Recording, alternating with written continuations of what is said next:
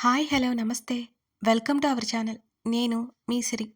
కథలోకి వెళ్ళే ముందు వీడియోని లైక్ చేసి అలాగే హైప్ చేయడం మిస్ చేయకండి ఫ్రెండ్స్. Missus Agastya part 158. మన లైక్స్ 1500 ఉండాలండి, మిస్ చేయకండి. అగస్త్య అన్న ఒక్కొక్క మాటకు తల ఎక్కడ పెట్టుకోవాలో అర్థం కాలేదు మనోహర్కి. అంతేకాదు, తన కొడుకు కంటే ఎక్కువగా అనుకున్న సూరజ్ మోసం చేశాడంటే మనోహర్ ఇంకా భరించలేకపోతున్నాడు. ఆల్రెడీ మైండ్ అంతా స్తబ్దుగా అయిపోయింది. అలాగే బయటికి వచ్చాడు. ఎవరూ మనోహర్‌ని ఆపలేదు. అతను మౌనంగా బయటికి వెళ్ళిపోతున్నాడు అక్కడి నుంచి. మనోహర్ మొబైల్ తిరిగిచ్చేశారు. దాంట్లో తన చీఫ్ సెక్యూరిటీ ఆఫీసర్ ఇన్వాల్వ్ అయినట్టు గుర్తుకొచ్చి అతని కోపంతో రగిలిపోయాడు. డ్రైవర్‌కి కాల్ చేసి రమ్మని చెప్పాడు మనోహర్. మనోహర్ ఎలా ఇంటికి వెళ్ళాడో కూడా అతనికే గుర్తులేదు.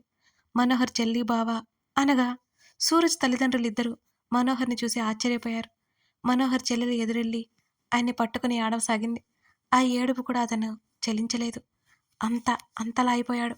చాలా గట్టిగా మోసపోయినందుకు ఒక రకమైన విరక్తి కలిగింది. అది కూడా తన వాళ్ళ దగ్గర. మొదటిసారి అనుమానం వచ్చింది, తన చెల్లిది, బావది కూడా కపట ప్రేమేనని. గదిలోకి వెళ్ళిపోయి డోర్ లాక్ చేసుకున్నాడు మనోహర్. వెంటనే 4 రోజుల నుంచి కనిపించకుండా పోయినా కొడుక్కి కాల్ చేసినా సూరజ్ కాల్ లిఫ్ట్ చేయలేదు. వాళ్ళు చాలా ట్రై చేశారు. సూరజ్ ఎక్కడికెళ్లారో అర్థం కాక వెతికే పనిలో పడ్డారు. డేవిడ్, నేను హైదరాబాద్ బయలుదేరతాను అని అన్నాడు అగస్త్య. వీణ్ణేం చేయమంటావు బాస్ అని అడిగాడు డేవిడ్. ఇంకో 4 రోజులు పస్తులు ఉంచి వదిలేయ్, ఆ తర్వాత నేను చూసుకుంటాను అని అగస్త్య చెప్పాడు డేవిడ్తో. అదేంటి, ఇంత చేసిన వాణ్ణి వదిలేస్తావా? డేవిడ్ ఆశ్చర్యంగా అడిగాడు. లేదు, వదిలేయను. మరి? అది నేను చూసుకుంటాను గాని, ఇంతకీ నువ్వెప్పుడు బయలుదేరుతున్నావు ఇక్కడి నుంచి అని అడిగాడు అగస్త్య. ఇప్పుడు అని లేదు, త్వరలోనే వెళ్ళిపోతాను. ఇక్కడ నాకు కొంచెం పనులున్నాయి. ఇక్కడంటే ఇక్కడ కాదు, ఢిల్లీ అని అన్నాడు డేవిడ్. డేవిడ్ చేతిని అందుకుని ఒకసారి హత్తుకున్నాడు. ఎంత కాదన్నా డేవిడ్ హెల్ప్ లేకపోతే మనోహర్ని కనిపెట్టడం, అతని దగ్గరికి వెళ్ళడం చాలా కష్టమైన పని. శ్రీధని చాలా మిస్ అయిపోయాడు అప్పట్లో. డేవిడ్ చాలా సాయం చేశాడు. Thank you for everything David అంటూ వదిలి తన మనుషులతో పాటు అక్కడి నుంచి బయలుదేరాడు అగస్త్య. అగస్త్య కారు వెళ్ళిపోయిన మరుక్షణం డేవిడ్ అకౌంట్లో పెద్ద మొత్తంలో డబ్బు క్రెడిట్ అయింది. డేవిడ్ వెంటనే అగస్త్యకి కాల్ చేశాడు. కానీ అగస్త్య కాల్ లిఫ్ట్ చేయలేదు. డేవిడ్ నిట్టూర్చాడు. అప్పుడే అతని మొబైల్కి ఒక నోటిఫికేషన్ వచ్చింది. నీ వృత్తిని నా కోసం ఉపయోగించినందుకు అది అంతే. ఎవరి దగ్గర ఏది ఊరికే తీసుకునే అలవాటు నాకు లేదు అని అగస్త్య నుంచి ఆ మెసేజ్ ఉంది. డేవిడ్ చిన్నగా నవ్వుకున్నాడు. హైదరాబాద్ చేరుకున్నాడు అగస్త్య. అతని కారు ఇంటి వైపుకి వెళ్ళలేదు. నేరుగా అతని కారు 15 అంతస్తుల బిల్డింగ్ ముందు ఆగింది. అతను లోపలికి నడిచాడు. అతని కారు, అతని బట్టలు, అతని దర్పం చూసి వాచ్మెన్ కూడా అతన్ని ఆపలేదసలు. నేరుగా లోపలికి వెళ్ళిపోయి ఆ తర్వాత రిసెప్షన్ దగ్గరికి వెళ్ళాడు. నవ్య భరద్వాజ్ని కలవాలి. అతని స్వరం చాలా చాలా సీరియస్గా వచ్చింది. ఆ ఆఫీస్ చైర్పర్సన్ కూతుర్నే మాత్రం గౌరవం లేకుండా పేరు పెట్టి పిలుస్తున్న అతన్ని చూసి కాసేపు ఆ రిసెప్షనిస్ట్ షాక్ అయిపోయింది. అపాయింట్మెంట్ ఉందా అని ఎప్పటికో తేరుకొని అడిగింది. లేదు, అగస్త్య చెప్పాడు. మీరు వెళ్ళడానికి కుదరదు సార్. మేడం గారు పిఏకి కాల్ చేసి అపాయింట్మెంట్ తీసుకోండి అని ఆమె చెప్పింది. మీ మేడంకి నేను వచ్చానని చెప్పు. చాలా చాలా సీరియస్గా చెప్పి చుట్టూ చూస్తూ గమనిస్తున్నాడు అగస్త్య. అతను అలా ఏకవచనంతో పిలుస్తుంటే వాళ్ళు ఒకరినొకరు ముందే తెలిసేమో అనుకుంది ఆ అమ్మాయి. వెంటనే నవ్యకి కాల్ చేసింది. కాల్ కట్ చేసిన వెంటనే ఆ అమ్మాయి వైపు చూశాడు అగస్త్య. ఏంటి? 11th ఫ్లోర్లో మేడం గారు ఉంటారు. మిమ్మల్ని నేరుగా అక్కడికే రమ్మన్నారు అని ఆ అమ్మాయి చెప్పగానే అతని పెదవుల మీద అదోలాంటి నవ్వు వచ్చి చేరింది. అతను సరాసరి 11th ఫ్లోర్కి వెళ్ళిపోయాడు. కనీసం పర్మిషన్ అడగలేదు. తలుపు నెట్టుకుని లోపలికి వెళ్ళిపోయాడు అగస్త్య. అతని చూపులు నేరుగా అక్కడున్న 25 యువతి మీదకి వెళ్ళిపోయాయి. కుర్చీలో నుంచి లేచి ఎంతో ధీమాగా టేబుల్ పక్కకు వచ్చి కూర్చోండి చెప్తూనే అగస్త్యకి సీట్ చూపించింది నవ్య. ఆమె మాటల్లో, ఆమె డ్రెస్ సెన్స్లో డిగ్నిటీ ఉట్టిపడుతుంది. ముఖ్యంగా ఆమె పెదవుల మీద చిరునవ్వు. అది ఏమాత్రం అగస్త్యకి నచ్చలేదు. తప్పు చేసి కూడా ఆమెంత ధైర్యంగా చూస్తుంటే అతను కళ్ళు చిన్నవైపోయాయి. అతను గదిలోకి రాగానే అతని డియో స్మెల్ ఆమెను తాకి ఒక్క క్షణం అలా కళ్ళు మూసుకుని తెరిచింది నవ్య. అతని సామర్థ్యాన్ని బట్టి ఏదో రోజు అతన్ని ఎదుర్కోక తప్పదని నవ్య ముందే ఊహించింది. ఇలాంటి పరిస్థితి ఇంత తొందరగా వస్తుందని మాత్రం ఆమె ఊహించలేదు. కానీ ఆమె అసలు కంగారు పడదలుచుకోలేదు. ఆమె ముఖం మీద చిరునవ్వు చూస్తూనే రెండడుగులు ముందుకు వేశాడు Agastya. Nice to meet you. ఆమె చేతిని ముందుకు పెట్టిన అతను ముఖంలో భావాలు ఏమాత్రం మారలేదు. ఆమె చెయ్యి కూడా అందివ్వలేదు. ఆమె వల్ల శ్రీత పడ్డ ఇబ్బందులే అతనికి గుర్తుకొస్తున్నాయి. ఇంతవరకు ఆడవాళ్లతో మాట్లాడడం కూడా తక్కువతను. శ్రీధతో తప్ప అతనికి ఎవరితో మాట్లాడే అవకాశం కూడా ఎక్కువ కలగలేదు. కనీసం తన అత్తయ్య కూతురు అనికిత కూడా సరిగ్గా మాట్లాడిన దాఖలాలే లేవు. ఆడవాళ్ళ పట్ల ఎలా ఉండాలో తన తల్లి చెప్పిన మాటలు అతనికి ఇంకా గుర్తే. కానీ ఆ క్షణం అవేమీ గుర్తులేవు అతనికి. నవ్యని చూస్తుంటే లాగిపెట్టి నవ్య చెంప మీద బలంగా కొట్టేశాడు. అతను కొట్టిన ఫోర్స్కి ఆమె తూలి పక్కనే ఉన్న టేబుల్ మీద పడిపోయింది. అతని గురించి ఎంతో కొంత తెలుసుకున్న నవ్యకి అది ఆశ్చర్యం కలిగించలేదు అసలు. ఆమె పెదవి చిట్లి రక్తం కూడా వచ్చింది. ఒక్కసారిగా బుర్ర గిర్రున తిరుగుతుంటే పెదవి తడుముకుంటూ లేచి నిలబడింది. అతని వైపు చూసింది నవ్య. అతని ముఖం ఎంతగానో ఎర్రబడి అతని కళ్ళల్లో జీరలు కమ్ముకున్నాయి. అతని మెడ దగ్గర నరాలు పైకి తెలాయి. అతడి దవడ కండరం ఒకదానితో ఒకటి బిగుసుకుంది. వెంటనే నవ్య గొంతు పట్టుకుని గోడకు ఆనించేశాడు అగస్త్య. ఊపిరాడక నవ్య ఉక్కిరిబిక్కిరైపోయింది. ఎందుకు ఆమె అంత కథ నడిపిందో అతను అడగడు. ఆమె తన విషయంలో ప్రవర్తించిన తీరుకి ఆమెకు శిక్ష తప్పనిసరి. నవ్య ముఖంలో చిరునవ్వు చూసి అతను ఒక క్షణం ఆశ్చర్యపోయాడు. అతను అసహ్యం అంతా చూపిస్తూ పక్కకు నెట్టడంతో నవ్య వెళ్ళి కింద పడింది. సిగ్గుందా నీకు? అతని జీవితంలో ఇలాంటి పదజాలం ఉపయోగిస్తాడని అతనెప్పుడూ అనుకోలేదు. నవ్య చిరునవ్వుతో లేచి నిలబడింది. నీకోసం ఏదైనా వదిలేస్తాను, చివరికి నన్ను కూడా.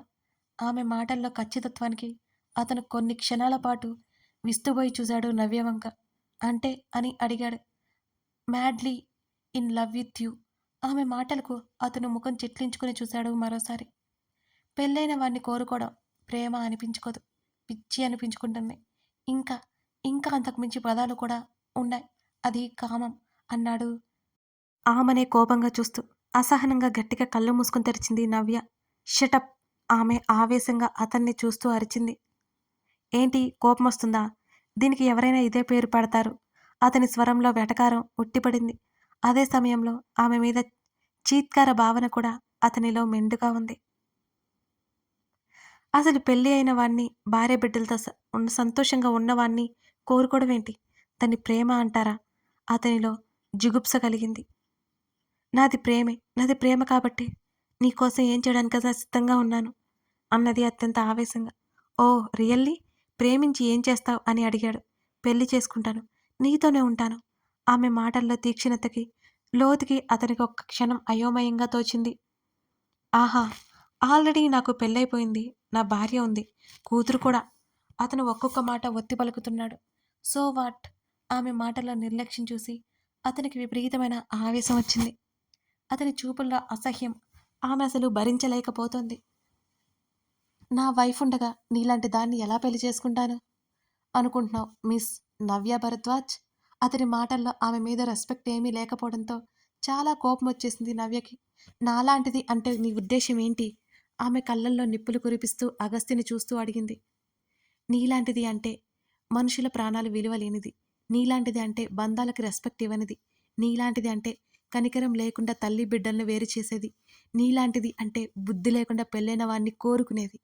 అతను సూటిగా ఆమెను అంటున్న ప్రతి మాటలో అసహ్యం చూపిస్తుంటే గుండెల్లో ఇనుప చువ్వలతో గుచ్చినట్టుంది నవ్యకి ఆ క్షణం. నాలాంటిది అంటే నిన్ను ప్రాణంగా ప్రేమిస్తున్నది అని తెలియదా నీకు? ఆమె మాటల్లో ఆవేశం ఏమాత్రం తగ్గట్లేదసలు. ఇన్ని లక్షణాలను నిన్ను, నీ ప్రేమను పూజించే పుణ్యం చేసుకుంటాడా ఎవడైనా? పేర్లు పెడితే బాగోదు కానీ నీకు అర్థమయ్యే ఉండాలి అని అన్నాడు అగస్త్య. నీకంటే నీ వైఫ్ కంటే ముందు నుంచి నేను నీ లైఫ్లో ఉన్నాను. ఆమె స్వరంలో ఈసారి కోపం లేదు, ఆవేదన ఉట్టిపడుతోంది. ఆ మాట అతను ఊహించలేదు. వాట్ అని అరిచాడు అగస్త్య. ఎస్, ఇష్టం నువ్వంటే, పిచ్చి, ప్రాణం, నీకు అర్థమవుతుందా? ఆమె ముందుకు వచ్చి అతన్ని ముట్టుకోబోతుంటే 2 అడుగులు వెనక్కి వేశాడు అగస్త్య. దెబ్బతిన్న పక్షిలా చూసింది అతని వైపు నవ్య. అయినా ఆమె ఫీలింగ్ అతను లెక్క కూడా చేయలేదు ఏమాత్రం. నీకు ఎన్ని చెప్పినా అర్థం కాదని నాకిప్పుడే తెలుస్తుంది. బట్ నిన్ను దక్కించుకునే విషయంలో నేను వెనకడుగు వేయను. ఆమె సీరియస్‌గా, నిక్కచ్చిగా చెబుతుంటే అగస్త్య ఆశ్చర్యపోతూనే ఉన్నాడు. అతని 2 చేతులు ఆమె పీక దగ్గరికి వెళ్ళిపోయాయి. అతని వైపే చిరునవ్వుతో చూస్తూ, ముందుకు అడుగు వేసిన ఆమెని అసహ్యంగా చూస్తూ చేతులు వెనక్కి తీసుకున్నాడు అగస్త్య. ఆమెని ముట్టుకోవడం కూడా ఇష్టం లేదన్నట్టు. నీలాంటి దాన్ని ముట్టుకోవడం కూడా నాకిష్టం లేదు. ఆ మాటతో ఆమెలో కోపం ఒక్కసారిగా పొంగి, కష్టంగా దాన్ని అణిచేసుకుంది అతని ముందు. ఎక్కడ నీ బాబు? పెళ్లి చేసి పంపించకుండా గాలికొదిలేసి మనుషుల్ని టార్చర్ చేస్తుంటే ఎలా ఊరుకున్నాడు? అని గట్టిగా అడిగాడు అగస్త్య. అన్నీ తిడుతున్నా, తన్ని మైమరుపుగా చూస్తున్న ఆమెని పరిసరాల్లో ఉండాలంటేనే అతనికి చిరాగ్గా అనిపించింది. కానీ ఒక సైకోలా కనిపిస్తున్న ఆమెని, జరిగిన సంఘటనని దృష్టిలో పెట్టుకుని అసలు లైట్ తీసుకోవాలనుకోలేదు అగస్త్య. చిరాగ్గా ముఖం తిప్పుకుంది నవ్య. ఆమెను అక్కడికక్కడికే చంపేయాలనిపించేంత కోపం వస్తున్నా కష్టంగా అదుపు చేసుకున్నాడు. ఇప్పటి వరకు తనకు తెలియకుండా ఇంత డ్రామా చేసిన ఆమెని ఇప్పుడు తనకు తెలిసిందంటే ఆమెకి భయం కూడా ఉండదనేది అతని ఫీలింగ్. చూడు, నీకు ఎన్ని చెప్పినా బుద్ధి లేదని నాకు అర్థమవుతుంది. నువ్వెన్ని వేషాలు వేసినా ఊరుకుంటానని మాత్రం అనుకోవద్దు. అర్థమవుతోందా? నువ్వు అనుకుంటున్నట్టు నేను మంచోని కానే కాదు. నీ ప్రాణాలు తీయడానికి కూడా నేను వెనకాడను అని అన్నాడు అగస్త్య. ఆమె ముఖంలో ఒకలాంటి నవ్వొచ్చి చేరింది. నువ్వేంటో నాకు చెప్పక్కర్లేదు. నువ్వేంటో తెలిసే కదా నిన్ను నాలో నింపుకున్నాను అని నవ్వి, నేనంటే నీకు ఎంత ఇంట్రెస్ట్ లేకపోతే నీ వైఫ్ దగ్గర కూడా వెళ్ళకుండా నా దగ్గరకొస్తావు అన్నది పొగరుగా. అతను కళ్ళు చిన్నవి చేసి చూశాడు ఆమె వంక. అంటే ఆమె తన్ని బాగా గమనిస్తోంది. నీకు బాగా పిచ్చి ముదిరింది. నేను ఇంత అసహ్యంగా మాట్లాడుతున్నా నువ్వు తట్టుకొని నిలబడ్డావంటే ఏమనుకోవాలి నిన్ను? నీలాంటి అమ్మాయిలు నాకసలు నచ్చరు. సెల్ఫ్ రెస్పెక్ట్ లేని నీలాంటోళ్ళు మొహం కూడా చూడను నేను. అదే నా శ్రీద అయితే రెస్పెక్ట్ లేని చోట ఒక్క క్షణం కూడా ఉండదు. తన వ్యక్తిత్వం కోసం తను ఎప్పుడూ పోరాడుతూనే ఉంటుంది అన్నాడు చాలా చాలా పొగరుగా. నవ్య ముఖంలో ఉన్న నవ్వు పోయి ఒకలాంటి కోపం చేరింది. దాన్ని చంపేస్తే నువ్వు నా వాడు అవుతావా? ఆ మాటలు ఆమె నోటి నుంచి వచ్చిన మరుక్షణం ఆమె చెంప మీద అతని వేళ్ళు వచ్చి అచ్చుపడ్డాయి. ఆమె జుట్టు పట్టుకుని గట్టిగా లాగడంతో నొప్పికి ఒక్కసారిగా కళ్ళు బిగించింది నవ్య. ఏంటి ఆటలా? చంపడం అంటే అంత ఈజీనా నీకు? అంటూ అలాగే ఆమె తలని ఒకవైపుకు గోడకి ఆనించేశాడు అగస్త్య. ఆమె చెంప గోడకి ఒత్తుకుపోయి నరకం కనిపిస్తుంటే అతని పట్టుకి ఎంత నొప్పి ఉన్నా నొప్పి ఎక్కువై కళ్ళల్లో నీళ్లు తిరిగాయి. అయినా సరే నవ్య పంతం వేయనే లేదు. ఆడపిల్లవని ఊరుకుంటుంటే రెచ్చిపోతున్నావు. చేతగానివన్నీ అనుకుంటున్నావా? నా శ్రీధర్ని టచ్ చేయాలని చూస్తే ప్రాణాలు తీయడానికి కూడా నేను వెనకాడను. అతను దవడ కండరం బిగించి నిప్పులు కురిపిస్తున్న కళ్ళతో చెప్తుంటే ఏమాత్రం లెక్క చేయలేదు నవ్య. ఆమె పంతం ఆమెది అన్నట్టుగా ఉంది. శ్రీధర్ని చంపేస్తానంటున్న నవ్య మాటల్లో గుర్తుకొస్తుంటే ఆవేశం అతనిలో పొంగి పొర్లుతోంది. వెంటనే అటూ ఇటూ చూసిన అతనికి టేబుల్ మీద వృత్తలేఖని అంటే కంపాస్ కనిపించింది. చేయి చేసి దాన్ని అందుకున్నాడు అగస్త్య. వెంటనే నవ్య చేతిని వదిలి ఆమె చేతిని పట్టుకుని టేబుల్ మీద పెట్టేశాడు. అతను ఏం చేస్తున్నాడో అర్థం కాలేదు నవ్యకి. శ్రీధర్ని చంపే ఆలోచనలో నవ్యలో ఉంది అని అతనికి గుర్తుకొస్తున్న ప్రతి క్షణం అతని రక్తం మరిగిపోతుంది. పోలీసులకి ఇన్ఫార్మ్ చేసిన క్షణాల్లోనే బయటికి రాగలదు నవ్య. ఆమె తండ్రి భరద్వాజ్ కెపాసిటీ అగస్త్యకి బాగా తెలుసు. ఏంటి మనసు మార్చుకున్నావా? నీ పెళ్ళాం కంటే నేనే మెనీ టైమ్స్ బెటర్ కదా, ఇంకా అందంగా ఉంటాను కూడా. నవ్వుతున్న ఆమె మొహంలోకి కసిగా చూస్తూ ఆమె ముఖంలో నవ్వును బదులు కన్నీళ్లు చూడాలని అతను ఆ క్షణమే నిర్ణయించుకున్నాడు. ఆమె అరచేతి మీద పట్టు పెంచి ఆమె చేతి మణికట్టు దగ్గర కంపాస్తో కట్ చేశాడు. ఒక్కసారిగా శరీరానికి భరించలేని నొప్పి కలగ్గానే నవ్య గట్టిగా అరిచింది. అగస్త్య ఆమె చేతిని అసలు ఏమాత్రం వదలలేదు. గట్టిగా చేతిని వెనక్కి లాక్కోవాలని చూసినా అవ్వలేదు. ఆమె కళ్ళల్లో బొటబొట నీళ్లు కారిపోతున్నాయి. అతనిలో అట్టడుగుకుపోయిన రాక్షసుడు ఆ క్షణం బయటకొచ్చాడు. నవ్య రప్పించింది. ఆమె ఏడుపు అరుపు ఏమాత్రం అతన్ని కదిలించలేదు. నెమ్మదిగా ఆమెను వదిలేసి ఆ కంపాస్ విసిరికొట్టాడు అగస్త్య. వెంటనే చేతులు పట్టుకుని నొప్పితో విలవిల్లాడుతూ పళ్ళు బిగించింది నవ్య. ఆమె రక్తం ఫ్లోర్ మీద పడుతూనే ఉంది.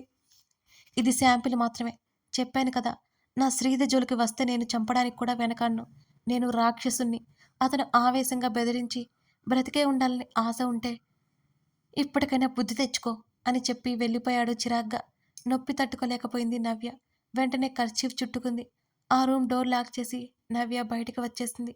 ఆమె కారు తీసుకుని డ్రైవర్ని వద్దని చెప్పి బయలుదేరింది తన ఫ్రెండ్ దగ్గరికి. ప్రియా, ఇంట్లోనే ఉన్నావా? వెళ్తూనే కాల్ చేసింది నవ్య. ఉన్నాను నవ్య. హాస్పిటల్‌కి వెళ్ళలేదు అని చెప్పింది ఆమె ఫ్రెండ్ ప్రియ. నేను వస్తున్నా. వెయిట్ చెయ్యి అని ప్రియ పిలుస్తున్నా కాల్ కట్ చేసింది. 10 నిమిషాల్లో తన ఫ్రెండ్ ఇంటికి వెళ్ళిపోయింది నవ్య. ఏంటి సడన్‌గా వచ్చావు? ఆఫీస్‌కి వెళ్ళలేదా? ప్రియ అడుగుతుంటే పెయిన్‌గా ఉంది. ట్రీట్మెంట్ చెయ్యి అంటూ సోఫాలో కూర్చొని వెనక్కి వాలింది నవ్య. అప్పటికే నవ్య డ్రెస్ మీద ఉన్న రక్తపు మరకలతో పాటు కర్చీఫ్ రక్తంతో తడిచిపోయి ఉండడం చూసి షాక్ అయిపోయింది ప్రియ ఒక్కసారిగా. నవ్య! ప్రియ స్వరం వణికింది. త్వరగా ప్రియా! నవ్య గట్టిగా అన్నది. అంత రక్తం పోతున్నా నవ్య ముఖంలో ఏ భావం కనిపించకపోవడంతో ప్రియ నిజంగానే ఒక్కసారిగా షాక్ అయిపోయింది. వెంటనే అనస్థీషియా ఇచ్చేసి ట్రీట్మెంట్ స్టార్ట్ చేయడం మొదలుపెట్టింది ప్రియ. కాసేపటికి గానీ నవ్యకి పెయిన్ తగ్గలేదు. స్టిచెస్ వేసి మళ్ళీ ఇంజెక్షన్ చేసింది. అసలేంటి ఇదంతా? ఇంకాస్త కటయితే ప్రాబ్లమ్ అయ్యేది. ప్రియా కంగారు పడుతుంటే అనస్థీషియా వల్ల కాస్త మత్తుగా అనిపించింది నవ్యకి. నొప్పి తగ్గినట్టు అనిపించింది. అగస్త్య వచ్చిన సంగతి మొత్తం వివరించింది నవ్య. అదంతా విన్న ప్రియ భయభ్రాంతులకు గురైంది ఒక్కసారిగా. పిచ్చా నీకు? ఆ క్షణం నవ్యని చూస్తుంటే భయంగా అనిపించి అరిచింది ప్రియ. మాట్లాడలేదు. నెమ్మదిగా లోపలికెళ్ళి పడుకుంది. నవ్య నిద్రలోకి జారుకుందని తెలిసిన తర్వాత ఆమె తండ్రి భరద్వాజ్‌కి కాల్ చేసింది ప్రియ. జరిగిందంతా చెప్పి ఆలోచిస్తూ కూర్చుంది. రోజు రోజుకి నవ్య ప్రవర్తన చూస్తుంటే సైకోటిక్ లక్షణాలు కనబడుతున్నాయి ప్రియకి. కథ కొనసాగుతోంది. ఇదన్నమాట సంగతి. ఈ నవ్య కథ ఏంటో చూసేద్దాం. అలాగే అగస్త్య ఆవేశం మీకు తెలుసు కదా! అతను ఎంత నిశ్శబ్దంగా ప్రశాంతంగా ఉంటాడో తన వాళ్ళ జోలికొస్తే రుద్రుడైపోతాడు. అదే కదా కనిపించింది. ఇక ఈ నవ్య కథ ఏంటో చూసేద్దాం. మీరు కూడా నాతో పాటు చూసేయండి. కథ నచ్చితే లైక్ చేసి కామెంట్ చేయండి. నిజంగా చెప్పాలండోయ్ ఈ కథ ఎలా ఉందో. Thank you for watching this video. మరో ఎపిసోడ్‌తో మనం మళ్ళీ కలుద్దాం.